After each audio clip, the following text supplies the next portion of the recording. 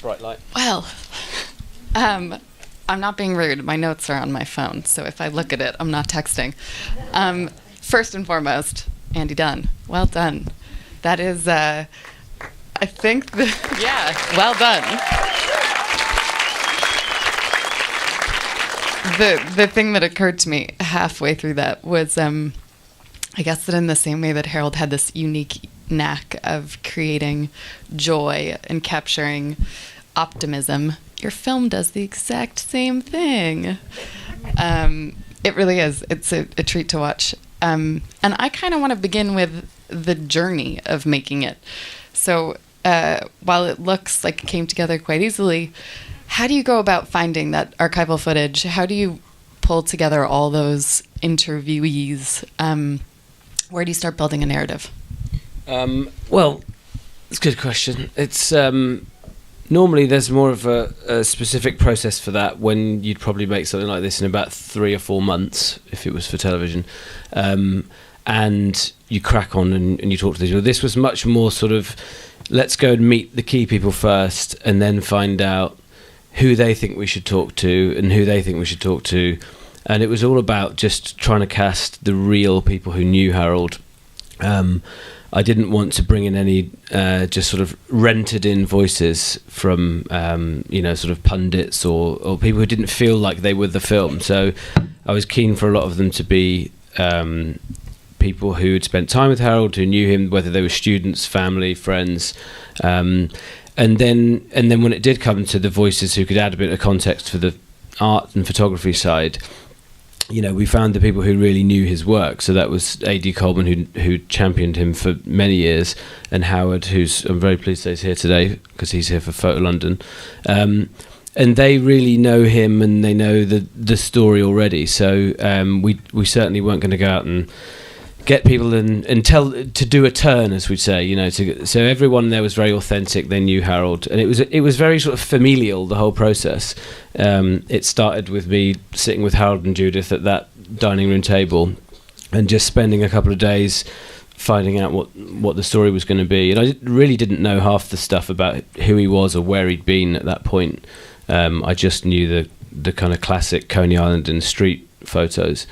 So when I found out about the Korean War stuff, the later stuff in Europe, and some of that more pastoral photography from Vermont and the nudes and the landscapes, that was what really was a surprise to me. And I think that's the thing.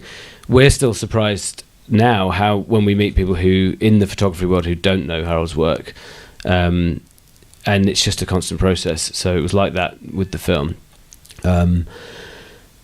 Like peeling back an onion, I believe you said the other day. Stealing my line. So we'll use that analogy. And how Harold was clearly this magnetic personality. How, as a filmmaker, do you stay sort of impartial? How do you show all sides of the story and not just the magical part? Well, I think so. When I did meet Harold, I got that feeling that he was just, there was this thing about him, the twinkle in his eye. Even at the late age he was at, you could tell he was just this really cool guy. And my one regret was that I didn't meet him 20, 30 years earlier on. I think it would have been a riot. I mean, it would have been a completely different film, that's for sure. I'd have probably been chasing him around, and he would have given me the runaround, I'm sure. But you could still feel that, and you could still see that, and everyone we spoke to just was unified in this love for Harold, no matter what their relationship was. Or sometimes they'd even say, "Yeah, well, he wasn't the easiest guy to be a friend to, or to live with, or whatever." But you get that. So I thought that was pretty cool. But then I suppose the unique thing that happened in a way was that he did actually pass away during the process of making the film.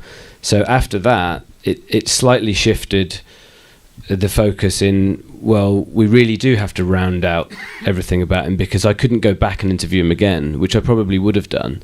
The only interview with Harold here was the very first trip, and I didn't even know what I was going to be doing, and just hopped on a plane with my little camera and went and hung out. I sort of thought I might get another chance, but I didn't, sadly. But then the more people we spoke to, then they confirmed everything I thought about about Harold, and we learnt new things. And then it just was about trying to keep it balanced, you know, and I was very interested in him as an artist and a person, and the sacrifices you have to make to live that life, as much as I was wanting to make a profile of the work, because, you know, I think the photographs look great on a massive screen, but in a way, the best way to see the photographs will be and lovely opportunity you have to see them in London this week. If you come to the gallery after the show, you can see his actual prints that he printed on the wall, and it's a completely different experience, and that's the best way really to look at photography.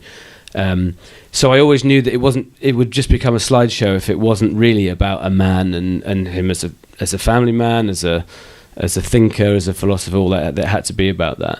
And I suppose initially I didn't know whether it was going to stretch to that, but the more I learned about him, it just kept going on. And his thing was always just say yes, so we just followed that dictum. It was like we took his method, and I just would say yes, kept it open, kept on editing months on end in Lawrence the editor's shed in South London, and yeah, so it really did just evolve that way, very organic process.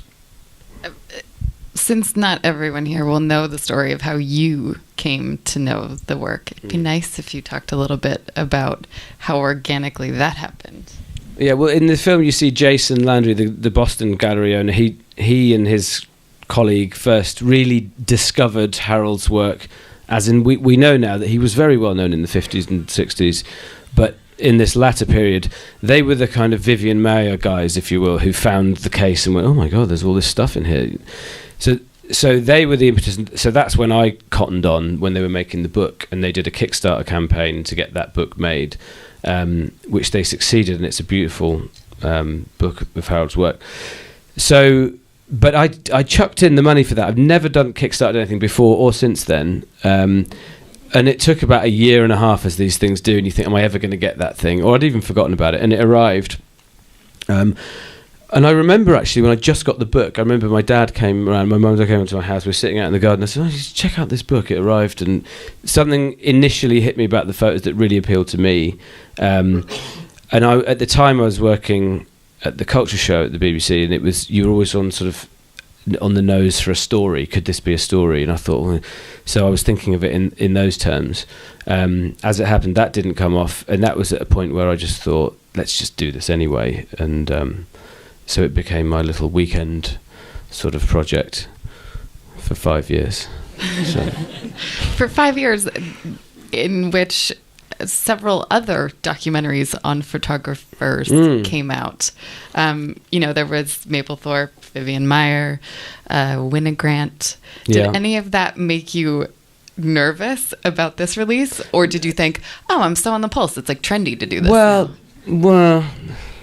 it did. And there was sometimes with this whole sort of very independent way of trying to make a film and put it out there, there were times when I realised the Gary Winogrand documentary came out at exactly the same time I was entering this into festivals. You realise you're in competition because they're very similar, and no one's going to programme 2 films about a Jewish New York street photographer. That would be bad festival programming. So you do feel that, but in the end, there's not that many of them, and I think the community around it is really enthusiastic in film and photography. So I think there's room, and they're all unique. All those guys are so unique. Sol Leiter's another one. There was a film about him. There is a lot of films about New York Jewish guys who are photographers, which is... They were very good at it. No coincidence, yeah.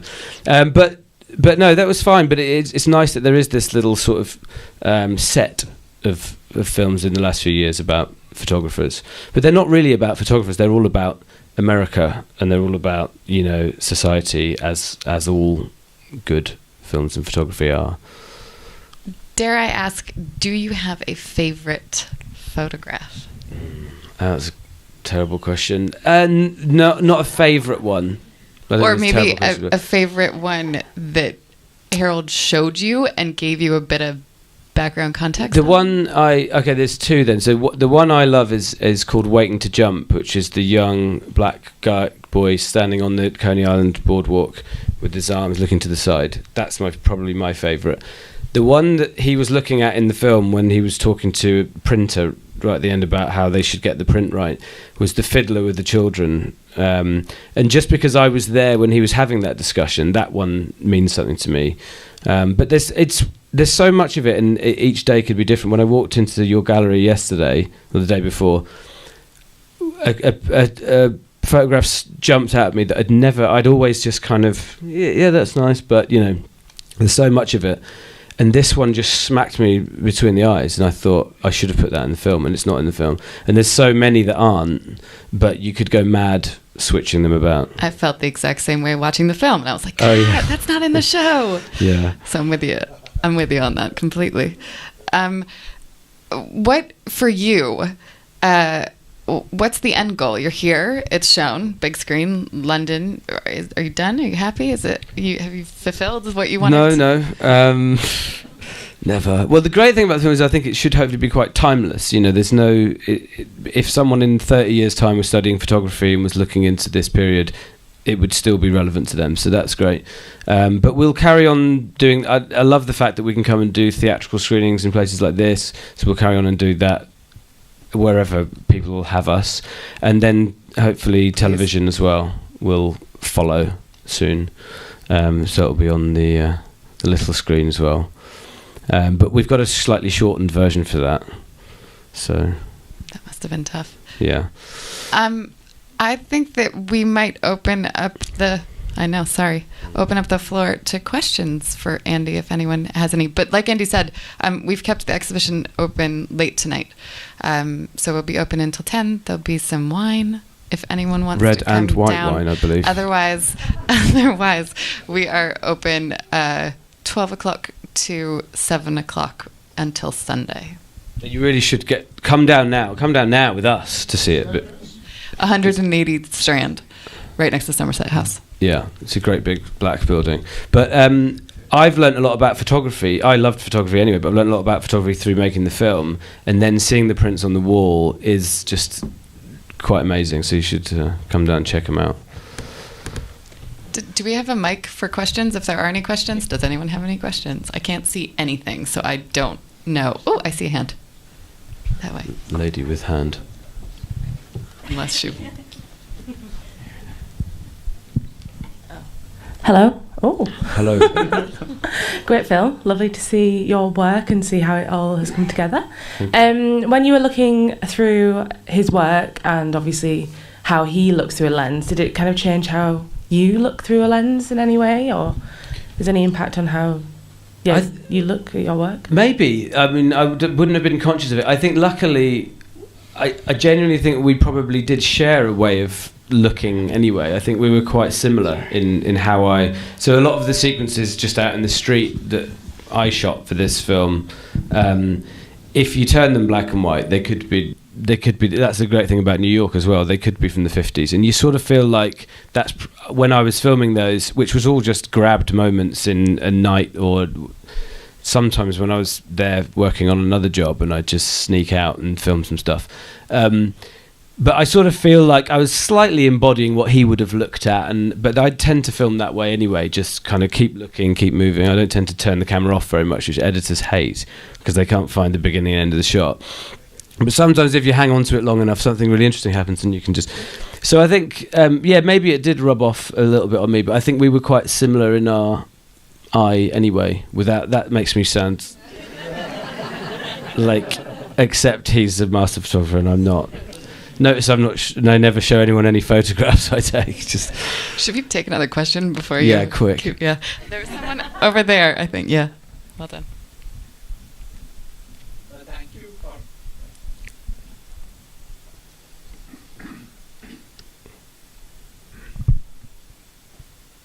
Thanks for a wonderful film, and it certainly did open up very many avenues for me for future perhaps. But the one thing which really struck me was towards the end of the film, once you started showing those lovely color albums that were coming up when he was well known and all that, and then you went back again to the earlier ones which were black and white, and now this is something that has struck me always, that the black and white pictures are in any way much more impressive and much more effective on you than the color pictures of anybody, in fact, really. And I have always been contemplating why this is so. It seems to be able to capture the essence of life, if you like, much more effectively than the color does. And this is, sort of philosophically speaking, quite problematic thing. So I wondered whether you had any thoughts. Well, I think you've just answered the question. I think, Carrie, you want to answer that question? As an art expert yourself, I'll sit back on that one. Well, I think it's a great question. I asked myself the exact same thing when I was hanging the show. And I think black and white images give your brain an opportunity to color them the way that you see them, right? They're open in a way that a color picture isn't, at least for me. And so I read pictures and I read experiences into them that I don't with a color photo. And then there's a nostalgia it's evocative of a memory in the way that you think about something that happened to you in the past doesn't have all those colors. It's faded somewhat. So I think that there's a, psychoanalytical thing that probably does happen that makes them more profound. There is a difference. That's actually, I took the decision not to take the colour out of the footage I shot now out in the street and just use it as it was, because to try and ape that, something's either black and white or it isn't, and it's never the same if you then just turn it black and white. And in the archival footage that we did use, there's not a great deal of it in the film, but the little bits, it just feels completely different. Obviously, everyone looks different. They're wearing different things, but there is a different quality to it, and it was shot on film rather than digital. So, yeah, I think a proper black and white film image does have a magic that can be lost with the newer colour technology. Someone was waving over there, and I've lost them. I don't know if they have a question or if they were just being nice and waving. I don't know. Anyone else? Yeah, I wondered about the connection with Robert Frank, and if there were any, and Frank's history. They were kind of contemporaries, right? Well, there's one photograph of Harold in there of the bus with everyone saying that makes you think of the cover of the Americans, and one of the guys there said, this was like Harold's Americans. As far as I know, and Judith will probably correct me, I don't think they had a connection. They certainly weren't friends. They were doing their own thing in a similar time, but completely independently. Funnily enough, we found that a lot, where the people you assume would have known each other. They were, it was a small world back then. There would only be a few gallery shows. Often didn't, and their paths didn't cross. Even sometimes when they were in the same show. So there was a group show with Harold and Gary Winogrand and Sol Leiter, and as far as I know, they didn't really spend a lot of time together. But then they would have the. You're being sensitive. Am I? Judith I better is let saying her. You're wrong. I was just going to say W. Eugene Smith, of course, is the very famous photographer who Harold was very close to. And they were always holed up in the darkroom. They weren't out socialising and hobnobbing with other photographers. They were doing their own thing. So, I think you're about to be controversial. Sorry, Judith. Here, please destroy my thesis. They did know each other, but they didn't know each other well. And I found contact sheets of photographs that Harold took of Robert Frank. So he has some photos of Robert Frank. You told me that 5 years ago, Judith. When did you find these? Yeah, was this yesterday? That's okay. They're in a blog post, I think. And it's pictures of Frank at the Jazz Loft. It's after Harold had turned the Jazz Loft over to W. Eugene Smith. And Frank was there, and Harold was there, and he's got photos of them. But they were not close friends, so that would be true to say. But they knew each other. This is the problem. You continually find things. When we're desperately trying to finish this thing, which would never get finished, and so we've really got to finish it one of these days. And then Judith would say, I've just found a box of slides, and they're amazing. You should see them. Okay. That would be part 2. We'll do the colour transparency era. I see another hand, but maybe it's a question for Judith.